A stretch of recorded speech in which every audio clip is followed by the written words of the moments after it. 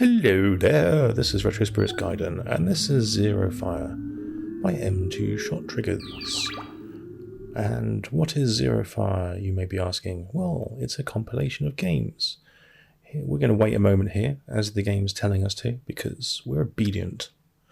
It's Zero Wing and Hellfire, and a game called Demon World on one cartridge. Part of the M2 Shot Triggers collection of games, which I think there's 4 or 5 of now. I think I've got the Flying Shark, I've got the Ultimate Tiger, and now I've got Zero Fire. These are horizontally scrolling shoot-em-ups. You should be familiar with these. These are all on the Mega Drive and PC Engine. And indeed, we have the Mega Drive and PC Engine versions on this cartridge, where applicable. We're going to play the arcade version of Hellfire here. You can see there's lots of gadgets and widgets at the side of the screen, lots of dials. It looks highly technical, doesn't it, in a sort of a 1970s way, but it's not that interesting, really. There's a little map there, look, it shows you your progress through a level. Got the booming music here of Hellfire ringing out in my ears. Beautiful. So this arcade port of Hellfire is pretty cool. The auto fire, as you can see straight away, does that thing on all the Shot Triggers games where it just gets rid of all your bullets in one go. They really want you to manually tap out bullets, which is irritating. There was a little jingle there, that was me putting a credit in by accident. The arcade version of Hellfire here is nicely ported, or emulated, I don't know which one it is, ported or emulated, and it has different rules to what I remember from the arcade. This is a 2-player game. The one I played in the arcade was never 2-player. And it has no checkpoints. So the Mega Drive version has checkpoints, but this version doesn't. You die and you spawn where you die. It just continues on. So the R-typey nature of this game has changed. Or this is the original maybe. Maybe the 2-player version was the original. I kind of like the fact that you just respawn and continue on. That makes the game much more palatable. You can see the graphics here are kind of nice. Some of the designs are a bit cruddy of the spaceships. And the Hellfire spaceship itself has always been a little weird looking. Never cool looking, just weird looking. The enemies are also slightly odd. Yeah, the dials at the side of the screen. There is one useful thing. There's a red. If you look, there's like a red warning sign that pops up before enemies come on. This gives you an indication of which direction they're going to come from. Like a second or so before they do. I have used that. That is useful. There we go. Spawn back in straight away. Not used to that, because I'm used to the Mega Drive version. And back in the day, the arcade version that I played also was checkpointy. That version is on this cartridge. It's a single-player version. It's literally because you can play 2 players in this version that it doesn't do the checkpoints. Yeah. So mechanically, this has always been fun. You can just cycle through your weapons. You shoot aliens in the face or cockpits. And you collect the bonuses, and you collect the speed ups, and the music goes mental. It's kind of sounds like someone hitting a milk bottle with a spoon.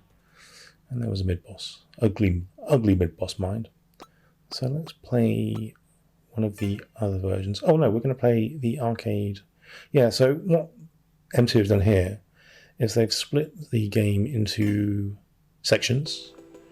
And I've played through the whole of this mode, and each level's got little repeatable sections in it, so you can basically practice all the little bits of the game, get really good, and then ace the game in 1 credit. It's quite a cool learning exercise. So as you can see here, I'm sort of near the end of level 2. Music is different to the Mega Drive one, so it freaks me out slightly.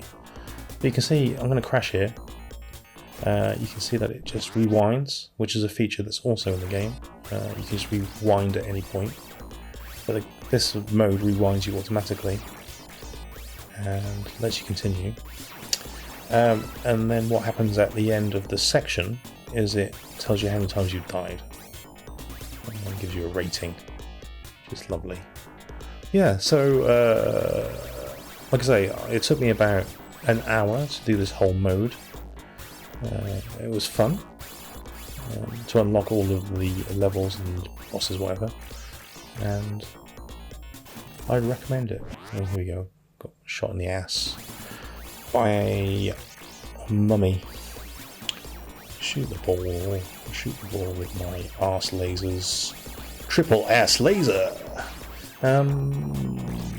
Yeah, this mode is fun, and it also teaches you the whole game, which is cool. I don't know if I've necessarily aced it enough to be able to credit the game. Here we have the PC Engine version, also on this disc. This has got a FMV style intro, which I've sped up by 400% here, because this takes an absolute age to get through. We've got semi-naked ladies in this, which is weird. The speech actually isn't sped up. The speech sounds like that normally. Ooh, zip those weapons up. It's weird. It's sexualized. It's a horizontally scrolling shooter. It's on your PC Engine CD-ROM. Look at him. He's like salt and pepper haircut. He's a bit of a silver fox. Oh yeah. Right, there we go. Well, there's spaceships. There's blue hair. There's yellow hair. And off we go. And this has got an epic CD soundtrack, as you can hear. Graphically, it's quite close to the arcade machine. All the sprites are similarly drawn, and you can hold the fire button down and change weapon in this game. The arcade version, you have to take your finger off the fire button to change your weapon, which is annoying. No parallax scrolling here in the PC Engine version, but we do have a CD soundtrack. This version is quite flickery. I haven't noticed any slowdown, and the sound effects for your lasers sound like Pac-Man or something. It's weird. But other than that, this is cool. I'd be happy to own this on the PC Engine, but I think it's an expensive game. It's like over £100, I think, from what I remember. There is an importer who's had it in stock recently, and I'm sure this game is like £120. This background's different to the arcade. They went with the Tetris block background rather than the brown pipe work in the arcade, which is all well and good. Okay, well, I'm fully powered up. I've got my... What's that? Is that sound effect? Is that Gallagher? Is it Pac-Man? It's a Namco sound effect for that laser from one of their games. It's quite smooth though. Lovely stuff. The music's got a lot of reverb on it in the recording.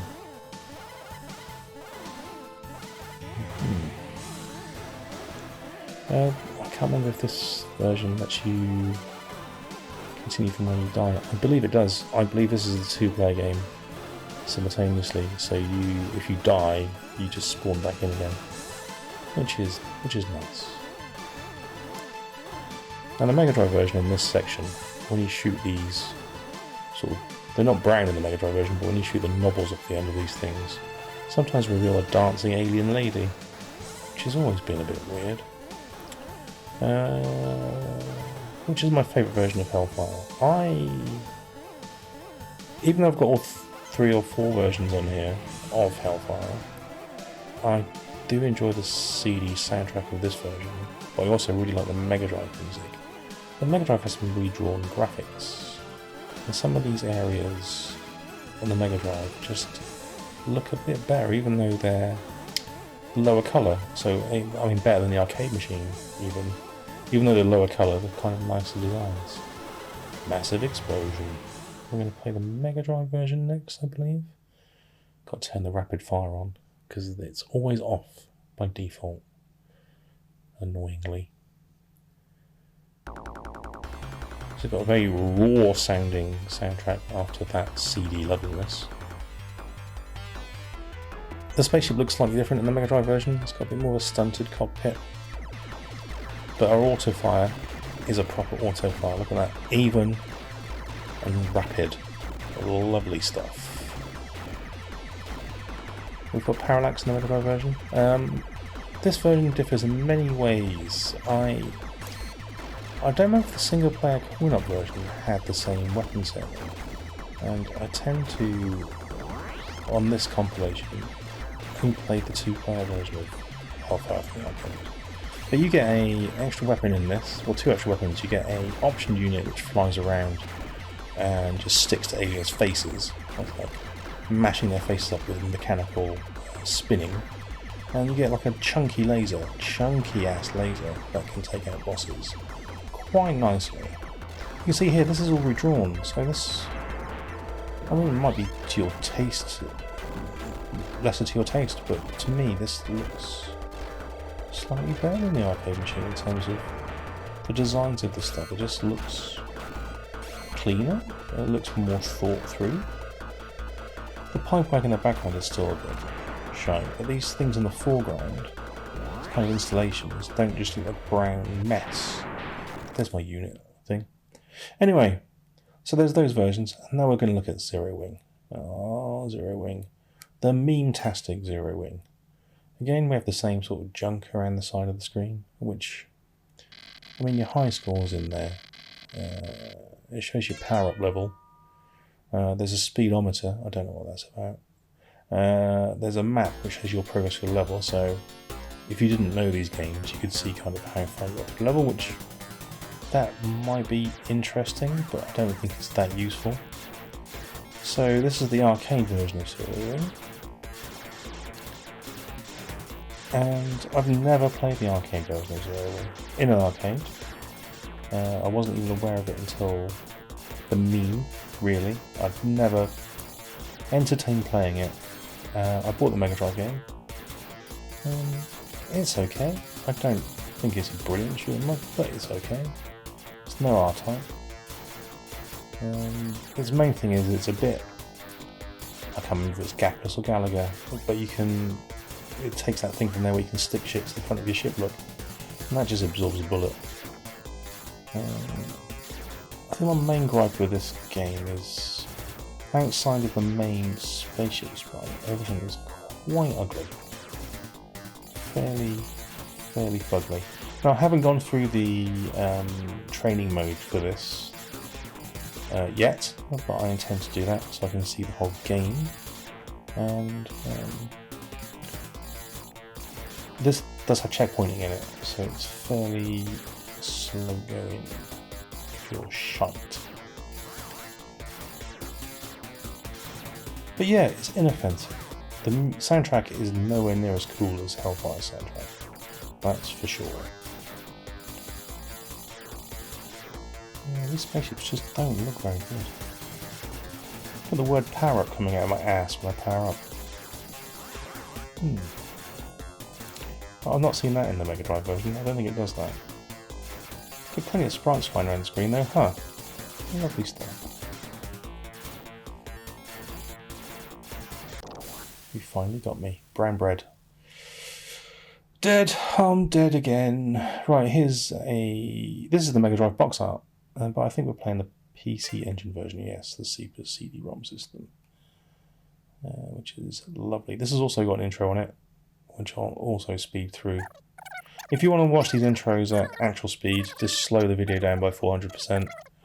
But actually, they make more sense sped up.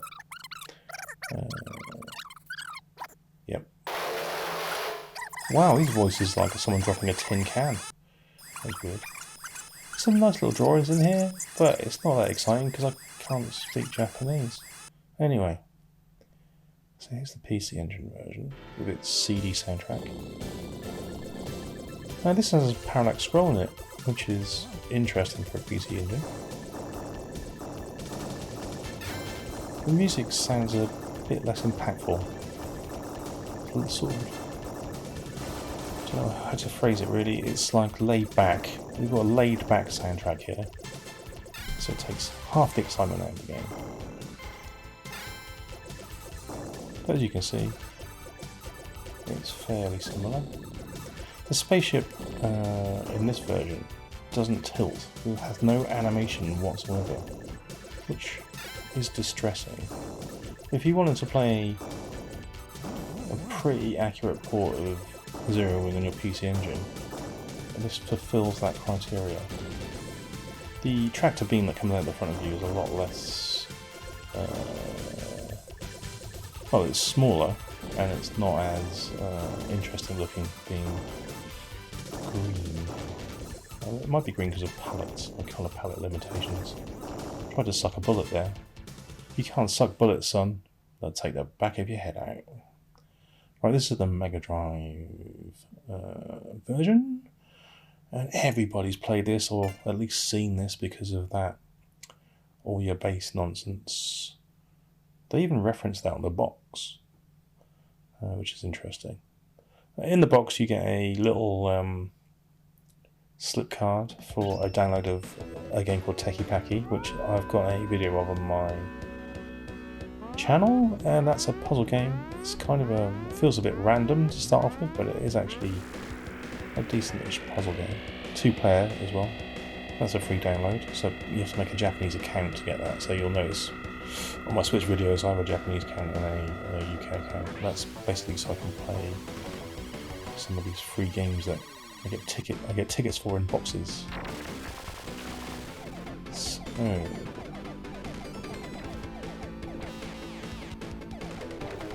yeah, the Mega Drive visuals, I suppose they've retained a lot of the animation and the scale to a degree, but there's something weird with the aspect ratio.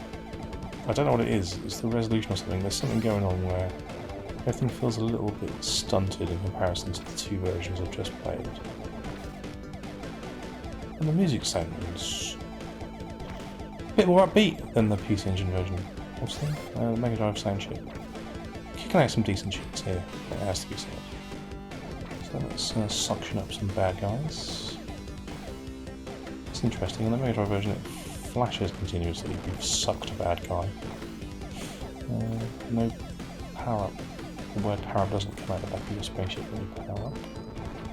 You can get some insane amount of bullets on the Mega Drive version. If you go red, you end up, and don't die, you end up eventually having some sort of massive, like, 9-way spread shot, which is exciting. But yeah, Zero Wing, it's all pretty damn good. So this compilation cost me about £47, I think. And this game, this Demon World game, is interesting. Yeah, £47 for 3 games with different variants. Again, these Arcade Shot Triggers games only value for money if you love the games. I do like Hellfire, not so much Zero Wing. But this game, being on here, is interesting because I had played this back in the arcade back in the day. As soon as I started, it's like, I've played this game before, I don't remember anything about it. And it's a bit like a 4-scrolling horizontal shooter with a little bit of platforming in it. It's a bit like Legend of Hero Tomlet or Ghouls and Ghosts, or Ghouls and Ghosts is not 4-scrolling. So it's like I suppose, what's it? Wonder Boy, potentially? It's like Wonder Boy crossed with Contra. It's a bit weird, but I think they're going for like a main character's like a Ghostbusters sort of dude crossed with Big Trouble in Little China. It's all a bit strange, and I do vaguely remember liking this in the arcade, but it wasn't in the arcade for very long, the local arcade. You can double jump in this, and this is what I've been trying to do by jumping, and it's fairly difficult in this original version. The weird thing about this Demon World game is there's a completely different version of this same game. with a very similar set with a carriage control, but this version appears to be set in China, and the other version is like set in America, and has more pop culture references in it. It's a tough game if you can't get the double jump down, and I've forgotten how to do it for this video. But the PC Engine version has an interesting illustration. It looks like it's drawn by the Ghosts and Goblins guy, and it's easier to double jump in it for some reason. So I play this one a bit more, and it's got the awesome CD soundtrack. So yeah, on here, so you see the graphics take a bit of a hit in colour and what have you, but it's pretty decent. What we do have is a epic sounding soundtrack. It doesn't necessarily fit the visuals, but it's cool nonetheless, so give it a break. Whilst making this video, I discovered there is a new move. So if you press down when you do the double jump, it does like a dive kick. Is it the first time a dive kick appeared in a video game? Don't know. This is an interesting game. I like it. I am gonna put much more time into this game. Possibly on the PC Engine, because the double jump is easier to achieve on the PC Engine. This is one tough bastard though. You got one hit kills. You can pick Ps up, and if you pick 3 Ps you get a shield, which saves you from a hit, so you don't, it's not insta-death on one hit. That icon that's floating through the middle of the screen now gives you different weapons. The laser's pretty cool for taking out bad guys, for removing skin cancer. It's everyone likes a laser. There's another P. So my character's now changed colour, indicating that they have a shield. This is 2-player as well, so you can have 2 dudes jumping around. But yeah, it's a bit random, isn't it? Jumping on clouds and stuff as a human.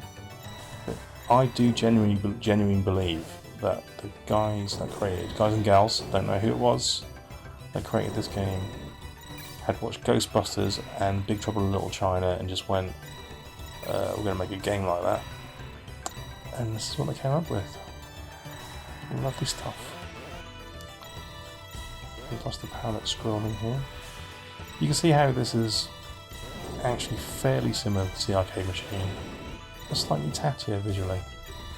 It's just not finished quite as nicely. This section is irritating. 3-ray shot is quite a cool weapon in here. This would get me through here no trouble. But then you've got the dragons that appear. You can take the laser pretty nicely. Do you get extra lives here? You achieve pointage. Yeah, this is a cool game. Like I said, when I first booted it, it's like, shit, I remember this. I do remember this. Yeah. I don't think I was ever good at it in the arcade. I just remember the little dude. His blue suit, his crazy haircut, his sunglasses. Oh, he's so 80s cool. It's not even funny. Here comes the dragon boss. Shoots dragons out of his mouth. I don't know what the evolutionary path is that would lead to a dragon birthing dragons out of its mouth, rather than a cloaca or an egg. Gobbing up your children out of your gullet. What, my part owl? My mighty dragon. Seem to die.